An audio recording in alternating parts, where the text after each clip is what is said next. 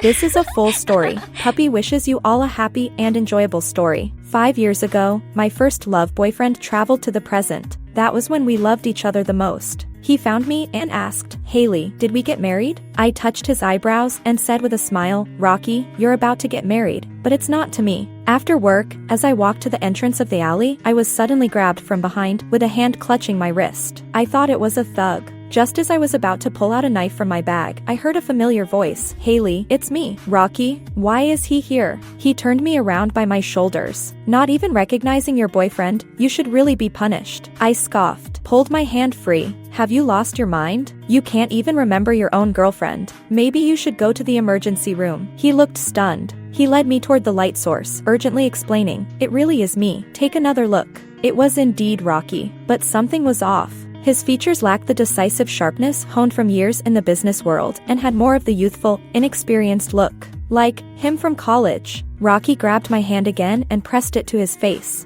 "Hailey, I'm 20-year-old Rocky. Are we getting married now?" Rocky said he was 20 years old and had mysteriously come to the present. He had nowhere to go. Besides me, he couldn't find anyone familiar. "Number 7 has new tenants now," Rocky said, touching his nose cautiously. Number 7. When Rocky was in his 3rd year of college and started a business, I stayed with him. We rented a 1-bedroom apartment at number 7 in Times Square. We lived there for 4 years. We got through his toughest times. Until he met the only daughter of a director from Watching Investment, and they quickly got engaged. He looked like a pitiful puppy, gazing at me with focus. "Hailey, if you don't want me, I have nowhere to go." "Nowhere to go?" "In South City, half of the properties belong to you and the Serena family." I took out my car keys from my bag. A beep sounded from a short distance away. Rocky followed me, excitedly saying, "Hailey, you bought a car." "Rocky, it's been 5 years now." I stopped and looked at him seriously. Maybe my attitude was too unfamiliar to him. For the rest of the time, he didn't say a word, until I parked the car in front of a huge villa on the outskirts. He finally looked up, hesitantly and in shock, asking, "Where is this?" "This is your home," I said, turning off the car. "You can get out now." Rocky's expression froze. His hand hovered over the car door handle, not pressing it down for a long time. "You're coming with me, right?" Sometimes he could be really stubborn. I sighed. Lied to him. "I'll park the car first and come in a moment." Rocky mumbled, "Okay." He slowly walked toward the villa, even turning around every few steps. He thought I would follow him. Of course, I wouldn't. His family isn't me. I picked up my phone and called Serena. Soon, the villa door opened. Serena, surprised, ran out and hugged Rocky, shouting, "Rocky, where have you been?" I started the car and quickly left. The phone screen still showed the headline from a few days ago. "Young CEO Rocky of a listed company missing. No matter how old Rocky is, I've returned him to you." On the way home, Bame called me. "Why are you so late getting off work today? Do you want me to come pick you up?" Bame is a colleague's introduction, a teacher at a nearby university. We haven't known each other long, but we feel quite suitable, so we decided to be together. He is completely different from Rocky. While Rocky was busy with his startup, my life almost revolved around him, but Bame is thoughtful and considerate, and I relax completely when I'm with him. Although I told Bame not to come pick me up, he still came downstairs when I parked the car. He adjusted my scarf and complained, "In this cold weather, did your boss really make you work overtime?" Dinner was his braised fish, fragrant and delicious. He tapped my head. "I know you like fish." The next day was the weekend. I turned off the alarm and prepared to sleep in. The doorbell suddenly rang. Bame, making breakfast in the kitchen, opened the door casually. Rocky's voice came in. "Isn't this Hailey's place?" I jolted awake. I was in my pajamas, hurrying to the entrance. Bame didn't know Rocky and asked, "Who are you? What are you doing in her place?" Rocky's voice was cold. "Who are you, and why are you in her room at this hour?" "Rocky." I reached Bame's side, grabbing his hand. "Don't cause trouble. Get out of here." Rocky's face went pale for a moment. "Hailey, I really don't understand. What happened in these 5 years?" He laughed awkwardly. "That Serena said she's my fiancé and that everyone knows I left you. But I really don't understand how I could have left you to marry someone else. I didn't sleep all night and finally found out where you live now. Hailey, don't drive me away again." Though Bame didn't know Rocky, he quickly understood the situation. He held my hand and shielded me behind him. "Sir, although I don't know what happened between you and Hailey, you're still engaged to someone else. Your behavior is quite shameless." A very direct statement. Rocky looked at Bame protecting me. He turned pale, and after a while, sneered. What does Serena have to do with me? I met her for the first time yesterday. If Hailey, you feel uncomfortable, I can call her over now and break up with her.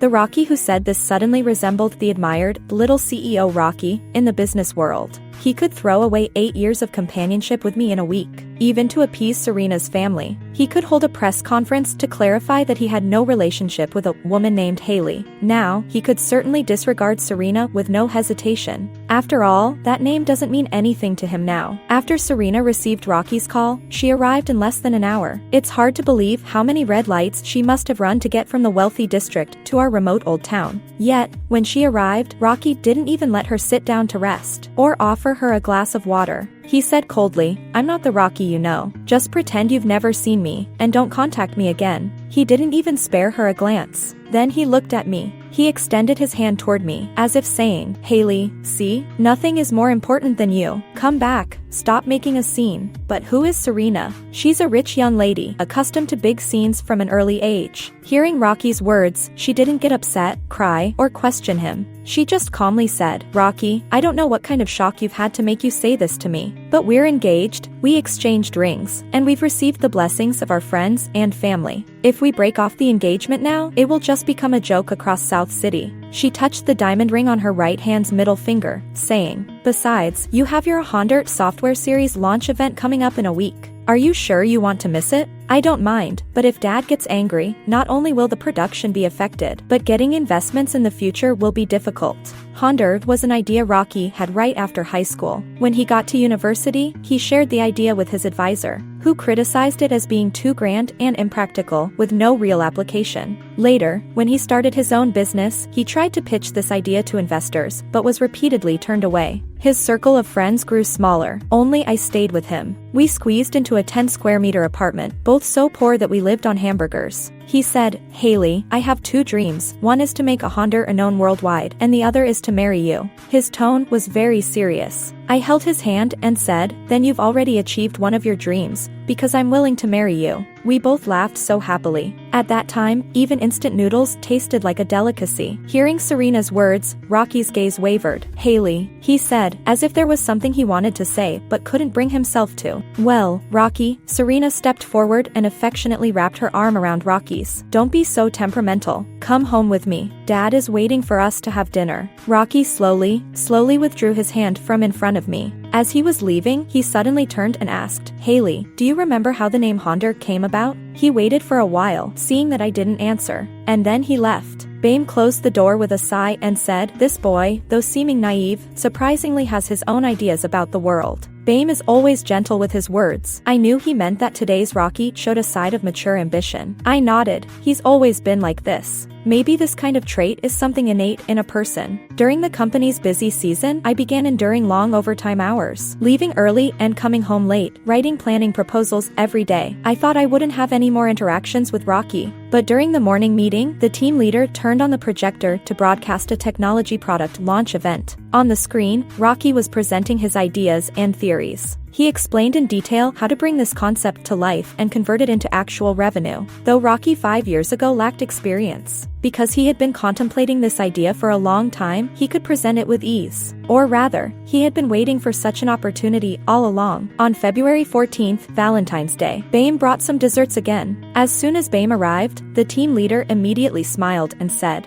"I know what Professor Bame means today. He's probably planning to celebrate with his girlfriend." Grateful for the benefits from Bame these days, the team members cheered for me to skip work and spend Valentine's Day with Bame. Even the strict team leader, while stuffing cake into his mouth, was pushing me toward the door. "Happy Valentine's Day to you and Professor Bame." As soon as I stepped out of the office, Bame tightly held my hand. His cheeks were flushed, his eyes slightly squinted with a warm gaze. "Shall we go out to eat?" he asked with a smile. A few days ago, I saw him secretly preparing something and carefully trying not to let me find out. So I pretended to be casual. "Oh, sure." But I didn't expect Bame to bring me to such a high-end restaurant. The per capita cost was around $20,000 to $30,000, and it was membership only. Standing at the restaurant entrance, I tugged at his hand and said quietly, "Forget it, let's go somewhere else. It's a holiday today, who knows how these capitalists will rip us off." Bame rubbed my head. It's precisely because it's a holiday that we should join the fun. Besides, what's a bit of money? Your boyfriend is a vice professor, after all. Don't look down on me too much. I was dragged into the restaurant by Bame. He had reserved a table by the window with a view. Even though I've worked for many years, this was my first time in such a high-end Western restaurant. I suddenly remembered that the most expensive meal I had with Rockey was a pizza from Pizza Hut. Back then, we thought Western fast food like McDonald's was the best thing ever.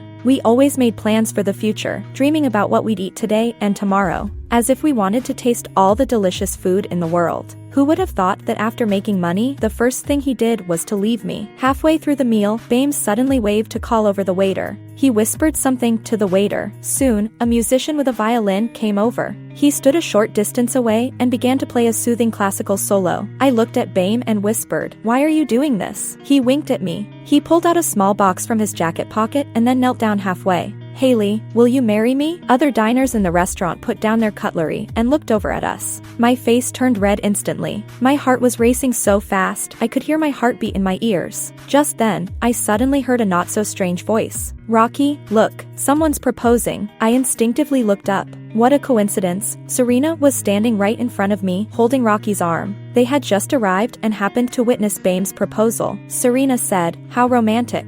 Rockey snorted. He fixed his gaze on me, like a stern and indifferent statue, though his fingers trembled ever so slightly. Bame also noticed the commotion behind him. He turned around and saw Rockey. The two men stared at each other for a few seconds. When he turned back, he still held the ring in front of me, stubbornly repeating, "Hailey, will you marry me?" At that moment, Rockey made a strange gesture. He looked at me and shook his head. He mouthed silently, Don't agree to him." How ridiculous. What right did he have to say that? I extended my hand to Bame, letting him put the ring on me, and then I firmly answered, "Yes, I will." Applause erupted around us. The band switched to a cheerful celebratory tune. Bame stood up and embraced me. "I'm so lucky, Hailey." His lips brushed against my cheek. "Thank you for giving me this chance." After the proposal, the restaurant owner brought a bouquet of flowers and 2 desserts. Though I wasn't very hungry, Bame insisted that the restaurant's desserts were their specialty, so I should try them. At that moment, Serena and Rockey, guided by the waiter, were seated at the table right in front of us. Every time I looked up, I could see Rockey gazing in our direction. Occasionally, when our eyes met, he would casually look away, as if it were just my imagination. Bame noticed my discomfort and patted my hand, asking, "Do you want to go back?"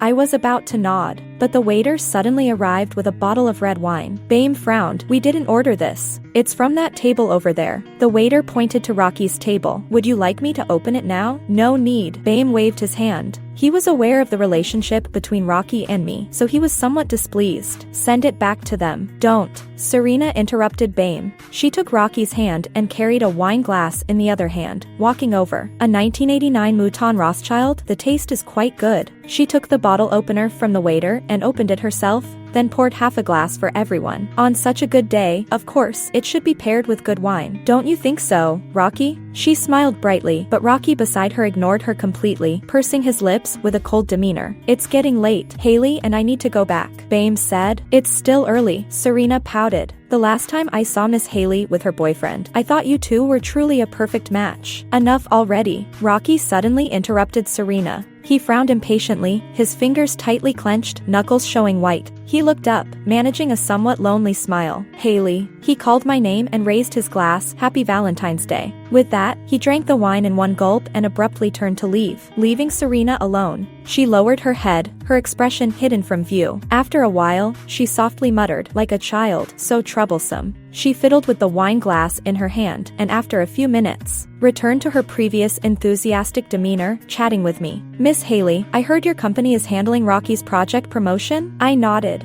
I wondered why he was so focused on the advertising project lately, as it's not usually within his scope of work.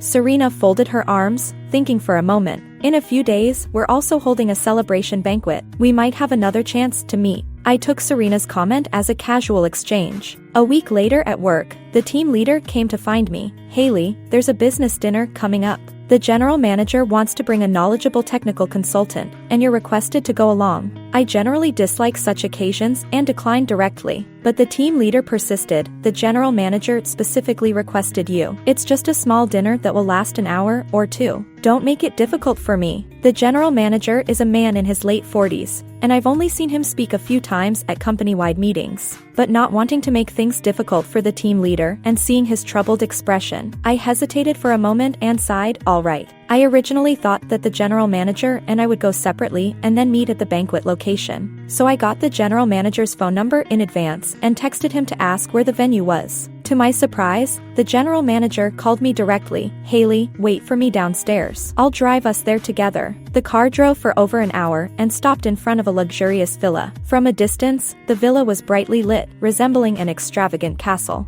I suddenly recalled the team leader's words, it'll be over in an hour or two, and a simple dinner. This didn't look simple at all. The general manager extended his arm towards me. I don't have a female companion today. Miss Hailey, would you honor me as my partner? He winked at me, and surprisingly, he seemed quite kind. I smiled and took his arm. By the time we entered, the banquet hall was already filled with people. The central circle was the core area. The general manager pointed there and said softly, you should know them, right? Rockey and Serena, the tech nouveau riche and the old money marriage. A story everyone in South City talks about. I've heard of them. The general manager said, let me introduce you. He might have noticed my nervousness and instinctively patted my hand resting on his arm. It felt a bit like a father sending his daughter to the groom at a wedding, more like an elder's gesture. Rockey and Serena stood in the middle of the crowd. Dressed in evening attire, they handled the incoming guests with ease. Until someone suddenly remarked, General Zhu, you've brought such a beautiful companion. The general manager quickly responded, Hailey is an exceptionally capable employee at our company, good at business, skilled. I brought her here to meet some people. Rockey slowly turned towards me. He stopped paying attention to anyone else speaking to him. He shook off Serena's hand and walked towards me. At this moment, Serena noticed the commotion on our side. Miss Hailey, she immediately put on her trademark smile and greeted me. You're looking more beautiful each time I see you. By the way, how's the wedding planning with Professor Bame going? Since the proposal happened, shouldn't the next step be meeting the family and preparing for the engagement and marriage? The general manager looked surprised at Serena's words. Hailey, you're getting married? Congratulations, congratulations. We'll prepare a big cake for you at the company. I touched my nose, feeling a bit troubled. It's not even settled yet. We just got engaged a few days ago. We're not in a hurry. We'll take it slow. The conversation turned to the wedding topic. The general manager, probably a practical man who values family life, talked to me about this topic for quite a while. When I looked up again, Rockey was no longer in his original spot. Since I'm not accustomed to such occasions and felt uneasy staying too long, I excused myself and went to the lounge. I sat on the couch and took out my phone, looking for a reason to tell the general manager I needed to leave early. While I was halfway through typing, the lounge door opened. Rockey stood in the doorway, holding the handle, looking somewhat pale and unwell. Hailey, he said, are you okay? Since I had already agreed to Bame's proposal, I didn't intend to have any further relationship with Rockey. I ignored him, put away my phone, and prepared to walk past him. As I passed by him, Rockey suddenly grabbed my wrist. Can we talk? We have nothing to discuss. I tried to pull my hand away, intending to leave, but Rockey preemptively closed the door and locked it. He pushed me onto the single chair by the door, crouched slightly, and held my hand. Hailey, his voice sounded a bit sad. Are you really not willing to talk to me? He bit his lip, as if recalling something. Do you remember when we were in college? And you skipped class to accompany me to meet the angel investors? When we came back at night, we went to a convenience store to buy dinner and happened to win a pair of toy rings in a lottery. You said those would be our token of affection, and that we would definitely get married in the future. His gaze had a hint of pleading. Hailey, do you still have that ring? I looked at him coldly. President Rockey, now that you're worth billions, why would you care about a pair of cheap $5 rings? But, he lowered his head and murmured, I regret it, Hailey. His voice was very soft. So soft that it felt like it might just be my imagination. You have nothing to regret, everything is fine now. I shook my head, but Rockey continued to stare at me. Hailey, can you give me another 5 years? I'll achieve all my business goals in 5 years and completely cut ties with Serena's family. By then, I will marry you. I'll give you the most grand wedding in the world. Slap. I gave Rockey a direct slap. I frowned as I looked at him. The face of the 20-year-old Rockey. The body of the 20-year-old Rockey. Why has everything changed so quickly? I accompanied him as he grew, as he honed his skills, and as he chased his dreams and future. But perhaps, I never truly saw through him. Even if given countless chances to choose and start over, he would still ruthlessly abandon me, seizing the opportunity for success. 5 years, 10 years, what's the difference? Perhaps that boyish Rockey was just my own delusion. He released my wrist and didn't try to stop me any further. As I left the lounge and went down the stairs, I suddenly received a phone call. An unfamiliar landline number. Hello, is this Mr. Bame's family? This is the emergency room at Central Hospital. Mr. Bame was in a car accident and may be in life-threatening condition. He needs surgery. Can you come right away? We need someone to sign the consent form. My phone nearly fell to the ground. A car accident. How could this happen? We had dinner together yesterday and made plans to see a new movie this weekend. I ran down the stairs frantically, stumbling once but getting up to run out again. I hadn't driven here today, and it was hard to get a cab in this area. I urgently tried to call the general manager but couldn't get through. Of course, he was probably still socializing and couldn't be bothered with me. Tears were about to spill from my eyes in my anxiety. A black sedan suddenly stopped in front of me. Rockey rolled down the window and said, "Hailey, get in the car. I'll take you there." I had no mood to think about what had happened between Rockey and me. I quickly opened the passenger door and got in. Throughout the drive, my hands kept shaking. The gruesome images of the accident kept replaying in my mind. I was terrified. Unable to endure it, I started crying in Rockey's car. He gently pushed a box of tissues towards me. His hand hesitated for a moment before retracting. "It'll be okay. Nothing will happen." That was the only thing we said during the drive. When we arrived at the hospital, Bame was already in the operating room. I sat on a bench outside the operating room, feeling much calmer than before. I had already made up my mind.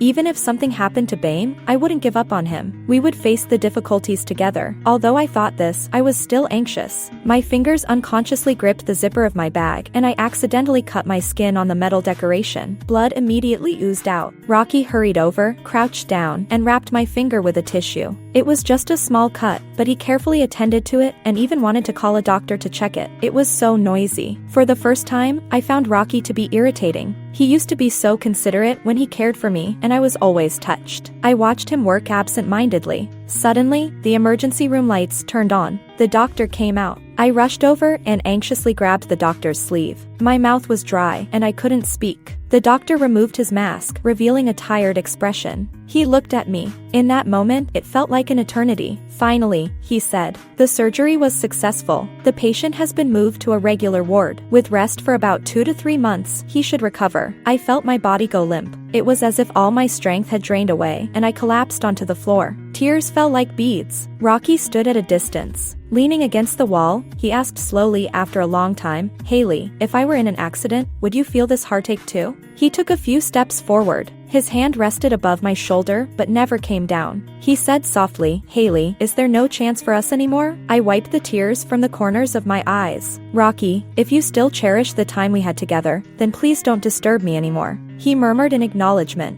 He gave me one last look, as if understanding something, and then turned and walked away. I later realized that was his farewell to me. It was the last time I saw Rockey. He was still the same as he was at 20. 20 was when we loved each other the most. But unfortunately, the word love could not withstand the passage of time and the torrents of desire. He faded out of my life, just like many ordinary passers-by who crossed my path. After Bame recovered, we got married that autumn. It was a small but warm wedding party. There weren't many guests, just friends and family from both sides. Everyone took a big group photo, which is still hanging on the wall in our bedroom. The following year, I became pregnant. I had a baby girl with very fair skin, sweet and quiet, and she looked more like Bame. I occasionally heard news about Rockey, mostly from newspapers or news reports. His career continued to flourish, expanding his capital empire worldwide. He seemed never to show mercy to business rivals, and even went so far as to take harsh measures against the Huacheng group, which had initially helped him. His conflicts with the Serena family were publicly exposed. Tabloids captured photos of Serena holding hands with other young men. The tabloids claimed that the couple's relationship was merely superficial and that if not for the massive asset division involved in a divorce, their public facade wouldn't have lasted. The next day, other tabloids published photos of Rockey hosting an all-night party at his private villa. The pool area was filled with energetic music and dancing, featuring many influencers and streamers in sexy swimsuits. In one of the candid shots, someone with a magnifying glass even noticed that Rockey's wedding ring was missing from his left hand. All this seemed to confirm that Rockey and Serena's marriage was in serious trouble, increasingly appearing to be just a financial transaction. Meanwhile, my life with Bame was as simple as that of any ordinary person. He published 2 excellent papers and gained more recognition from his school, starting to make a name in the academic world. I was promoted to team leader at the company. The only disturbance was when our daughter Yaya got lost for an afternoon when she was 4. During that period, both Bame and I were very busy with work, so we asked Bame's mother to take care of our daughter for a few days. The elderly lady, feeling bored at home, took Yaya to the mall. The mall was newly opened, crowded, and the elderly lady's hearing wasn't very good, so they got separated in the crowd. Yaya called for her, but she couldn't hear. She cried as she called us. We rushed to report it to the police, and by evening, the police returned Yaya to us. They said a kind person had found her. Bame and I were worried all night, relieved to find it was a false alarm, and we asked the police if they could provide the finder's name. Even if they refused payment, it would be nice to thank them in person. The police shook their heads. The person insisted we keep their identity confidential. With that, they left. Bame and I looked at Alice. She seemed unaffected, holding a bag of snacks in one hand and a doll in the other. Bame frowned at her. "Where did these come from?" "Auntie bought them for me," Alice replied, looking very serious. Bame was exasperated. "Didn't I tell you not to accept things from strangers?" "But the uncle isn't a bad person." Alice sounded quite reasonable. She patted her pocket,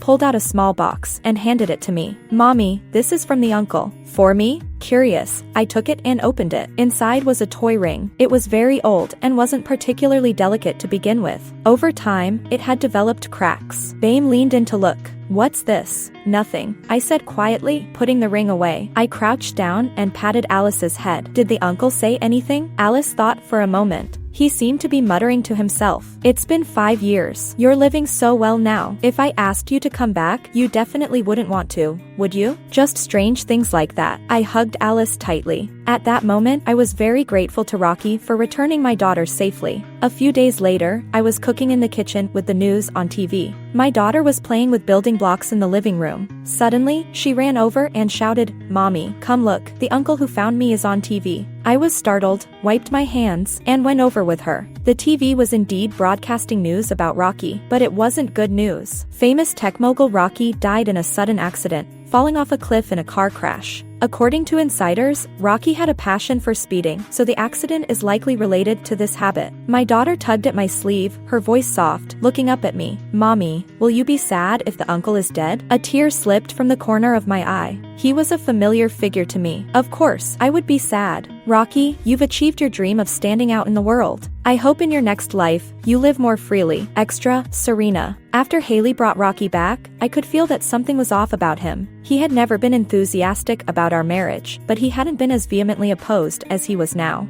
Friends advised me, break up with him, even though Rockey is a promising man. With your status as the only daughter of Huacheng Group, what kind of man can't you attract? But I didn't listen. I couldn't help it. At that time, I was like a moth to a flame, completely immersed in Rockey. Love. Looking back, how laughable it was. Later, under the pressure and inducements from my father and other powerful figures, Rockey and I got married. At least on that day, I was happy. But the sweetness of marriage didn't last even a week. Soon, he used being too busy with work as an excuse to move to a private apartment near the company. I said I wanted to stay with him, but he refused. Not long after, he applied to go abroad to oversee a North American project for 2 years. From then on, we were completely separated. After the project ended, Rockey returned to the country. His methods became increasingly ruthless. Honda was promoted worldwide, and new series continued to be developed. He used various means to suppress competitors. Previously, people called him Little Rockey. Now, who would dare offend him? Even elderly gentlemen in their 60s, who had managed companies for half a lifetime, had to stand up to toast him at banquets. My father grew more wary of him. He often said, "Don't think that just because you two are married, everything is settled. This person has no real feelings. Sooner or later, he'll tear us apart." My father wasn't wrong. Later, when our company became a competitor to Rockey's, we thought that, based on our marriage and the support we had given him earlier, He would at least not treat us like enemies, but reality proved otherwise. Rockey showed no regard for personal connections. He struck hard, almost as if he wanted to crush watching and then take over. The public was entertained by the spectacle.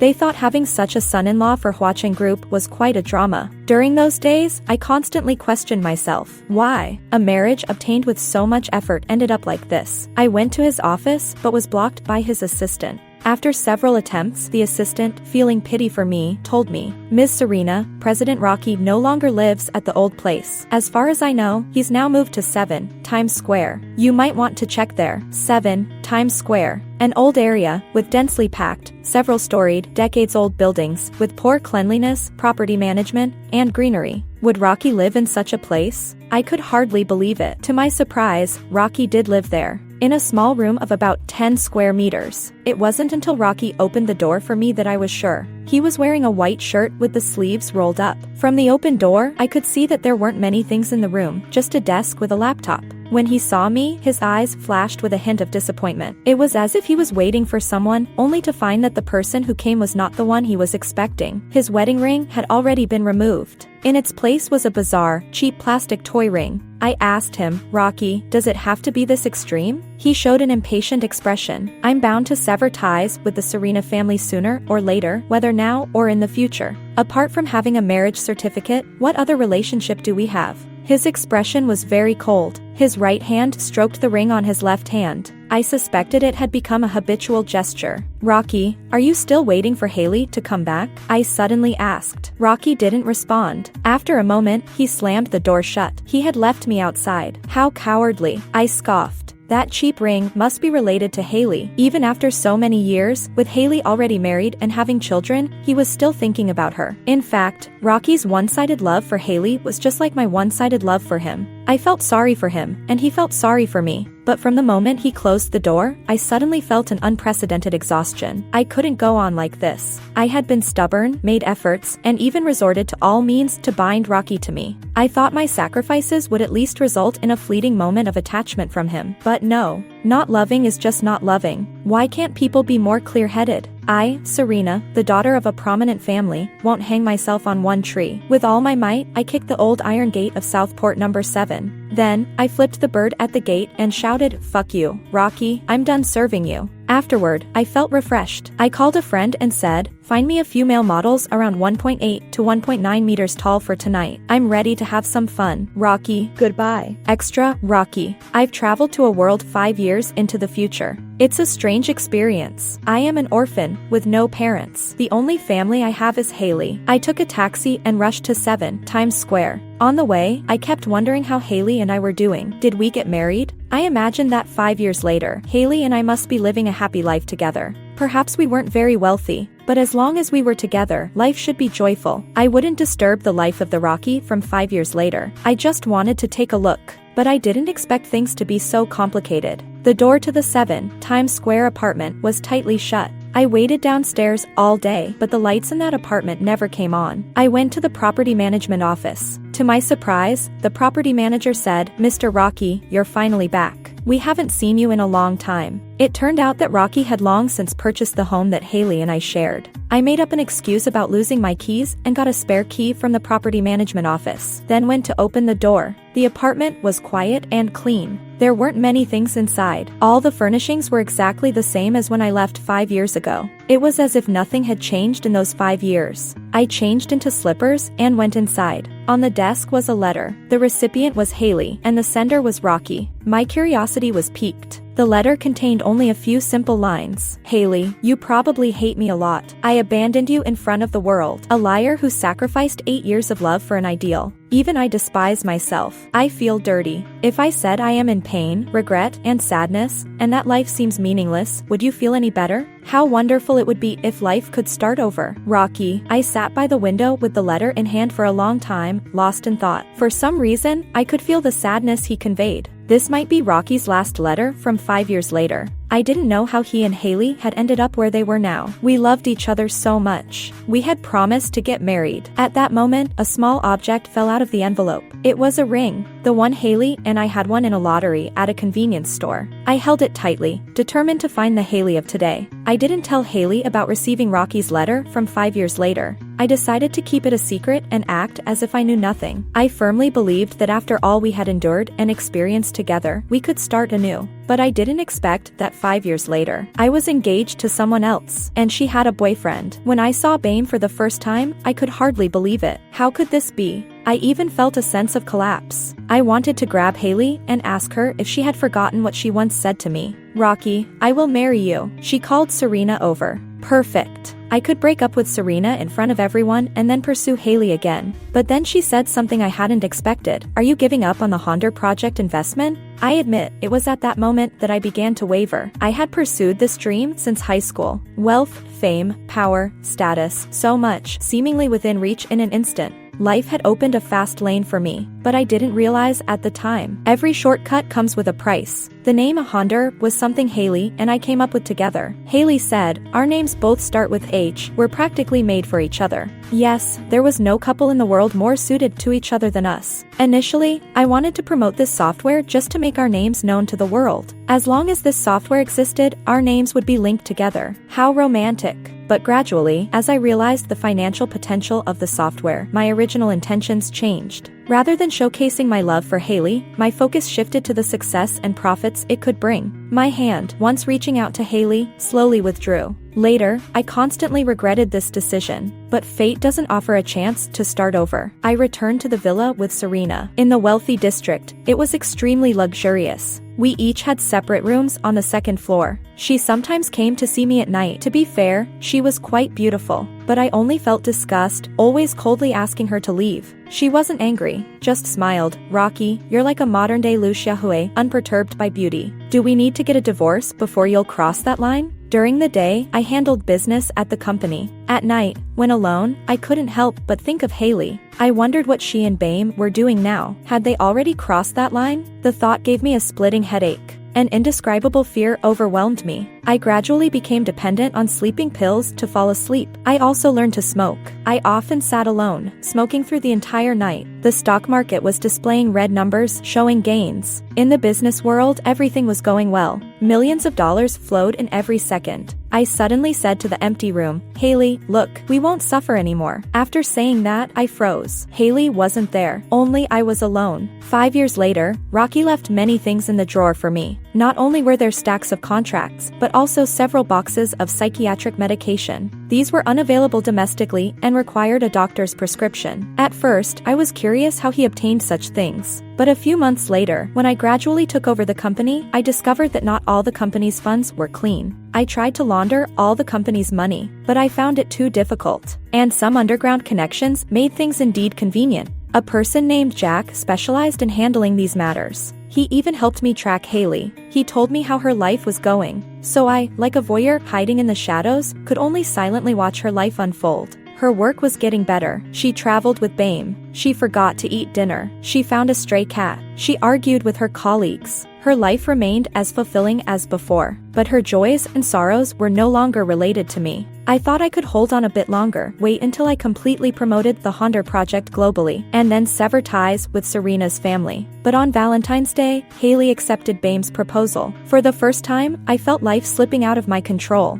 I smashed everything in my room. I didn't go out for days. Serena stood at the door, not entering, speaking in a tone that sounded as lonely as mine. "Rocky, why do you do this? She won't come back."